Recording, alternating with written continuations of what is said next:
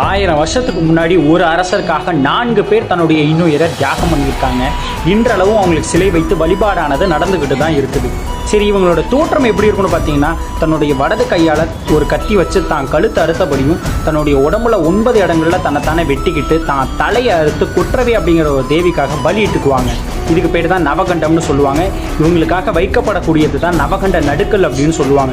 சரி, இவங்க ஏன் இப்படி பலியிட்டுக்கிறாங்கன்னு பார்த்தீங்கன்னா, தான் நாட்டை ஆளக்கூடிய ஒரு அரசர் போரில் வெற்றி பெறணும் அப்படிங்கிறதுக்காக வேண்டிக்கிட்டு கொற்றவை அப்படிங்கிற ஒரு தேவிக்கிட்ட தன்னைத்தானே பலியிட்டுக்குவாங்க. அப்படி தான் இவங்க 4 பேரும் தன்னை பலியிட்டிருக்காங்க.